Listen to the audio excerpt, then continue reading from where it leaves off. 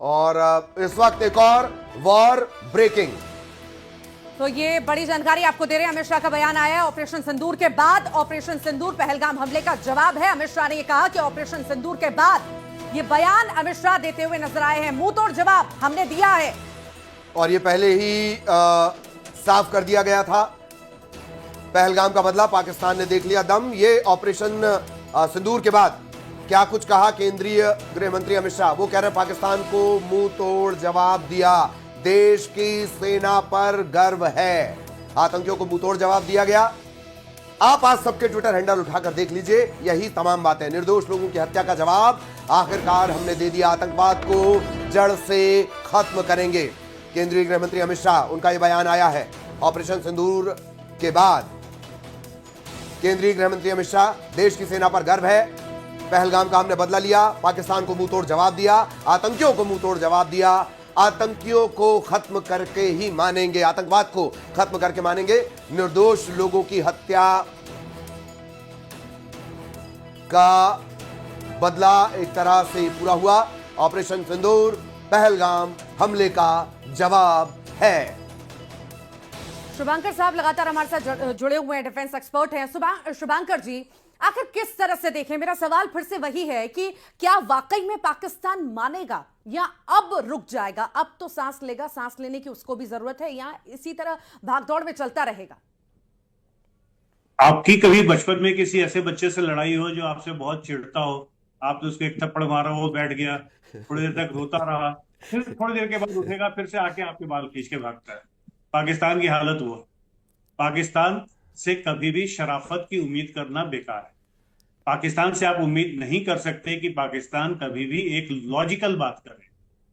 अब मुझे जो लगता है कि पाकिस्तान का अपना ही इंटरनल रिफ्ट इतना ज्यादा है कि थोड़े सालों में पाकिस्तान की जगह हमें बलूचिस्तान, पंजाब, सिंध और खैबर पख्तूनख्वा के 4 प्रोविंस दिखाई देंगे, और शायद तब जाके पाकिस्तान की हालत शायद थोड़ी सुधरे कि पंजाब जो एक सूबा बचेगा वो शायद भारत के खिलाफ बोलता रहे और बाकी सब भारत के सपोर्ट में खड़े दिखाई दे। जी शुभांकर जी, यहाँ पर शराफत तो नहीं है, आप शराफत का जिक्र कर रहे हैं, पर कम से कम इतनी तो इंसानियत पाकिस्तान को रखनी चाहिए कि दूसरे देश का नहीं, अपनी कौम का ही सोच ले, क्योंकि युद्ध होगा तो नुकसान तो वहां के लोगों को भी होगा ना।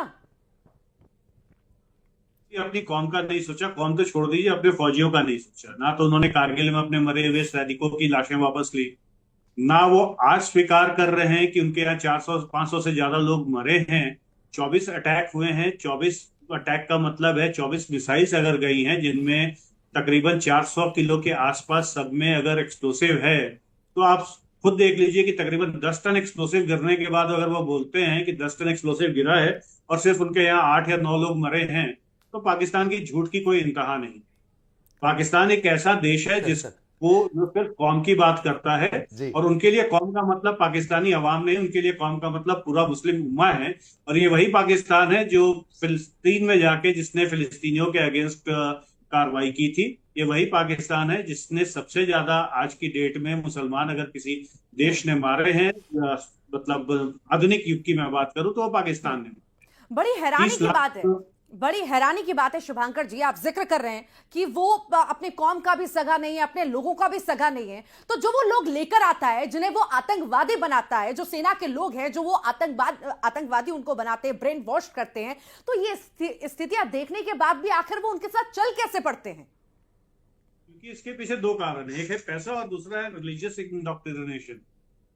पाकिस्तान का पूरा काम धर्म की बूटी खिला के चल रहा है। तो धर्म की बूटी और पैसा, ये 2 चीजें ऐसी हैं जहां पे आपको बताया जाता है कि अगर आप इस काम में शहीद होंगे तो आपको इस शहादत के बदले अल्लाह जन्नत देगा, और जन्नत में आपको 72 हूरें मिलेंगी। ये पूरा एक कैप्सूल बना के वहां पे लोगों को खिलाया जाता है, प्लस साथ में ये बोला जाता है कि हम आपके परिवार का ध्यान रखें। गरीबी बहुत है वहां, गुर्बत है, और गुर्बत और गरीबी में बिना पढ़े लिखे जाहिलों को फुसला के बहलाने के लिए सबसे अच्छी कोई चीज है तो धर्म है। कार्ल मार्क्स ने एक चीज बोली थी कि religious is the opium of minds. तो जो धर्म का उपयोग करके इस तरीके से लोगों को भड़का के एक दूसरे के खिलाफ लड़ाने का काम करने में महारत पाकिस्तान की है, वो और किसी की नहीं। और ये जैसा मैंने आपको पहले बोला कि उनका जन्म ही इसी चीज पे हुआ, उनका डीएनए यही है। तो उससे आप बच नहीं सकते हैं। इनका सिर्फ एक ही तरीका है कि पाकिस्तान अपने आप जब अपने ही वजन से टूट के बिखरेगा तब जाके वो सुधरेगा, उसके पहले पाकिस्तान नहीं सुधरने। ये भी माने शुभांकर जी कि वहां के कई सारे ऐसे लोग हैं जो त्रस्त हो चुके हैं, वो शायद पाकिस्तान में नहीं रहना चाहते या मजबूरी हो चुकी है वहां पर रहना और उनसे दबना, मारना, पीटना। रोकूंगी आपको, रोकूंगी। यहां पर बड़ी खबर इस वक्त आ रही है, बड़ा अपडेट दे दें और उसके बाद फिर जो ऋतु ने सवाल पूछा उसका हम जवाब भी लेंगे शुभांकर सर से। वॉर ब्रेकिंग, तीनों सेना प्रमुखों से रक्षा मंत्री राजनाथ सिंह ने मुलाकात की है। याद कीजिए, पहलगाम के हमले के बाद से ही लगातार बैठकों के सिलसिले चल रहे थे और अब स्ट्राइक के बाद सेना की तैयारी को लेकर चर्चा की गई है। तैयारी इतनी पुख्ता है कि तकरीबन 300 जिलों को हमने पहले ही कह दिया था मॉक ड्रिल करेंगे। ये तैयारियां थी और अब ऑपरेशन सिंदूर को लेकर सेना प्रमुखों से न सिर्फ चर्चा की गई है बल्कि आगे की तैयारी क्या है। अगर कोई रिएक्शन आता है, पड़ोसी से कोई रिएक्शन आता है, तो उससे कैसे निपटना है, उसे लेकर क्या तैयारियां हैं। स्ट्राइक के बाद सेना की तैयारी पर चर्चा। देखिए, जिस प्रकार से आज पाकिस्तान के हालात हैं, मुझे लगता है कि आने वाले समय में पूरी तरह से देश और दुनिया से, पाकिस्तान से भी आतंकवाद का खात्मा होगा। तो अरुण साहब को आप सुन रहे थे और लगातार जो रिएक्शन है इस तरह से वो भी हम आपको बताते रहेंगे।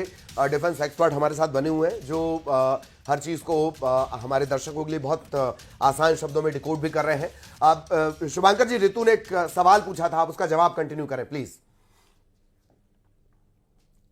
बात करें तो पाकिस्तानी अवाम पाकिस्तानी एस्टैब्लिशमेंट को सपोर्ट करते हुए नजर आ रही थी, बट पिछले कुछ सालों में आप लोगों ने भी काफी कुछ देखा होगा। जिस तरीके से यूट्यूब पे उनके जो स्ट्रिंगर्स हैं, जो रील्स बना बना के या बाइट्स लेके डालते हैं, उसमें आपने देखा होगा कि बहुत सारे लोग ऐसे हैं जो खुलेआम बोल रहे हैं और कंपेयर कर रहे हैं। घृणा की नीति है जो उसको अपने गिरेबान में झांकने के लिए मजबूर होना पड़ रहा है कि जो नफरत उसने फैलाई, न उसके देश का भला हुआ, न उसके नागरिकों का भला हुआ, न उसकी अर्थव्यवस्था का भला हुआ।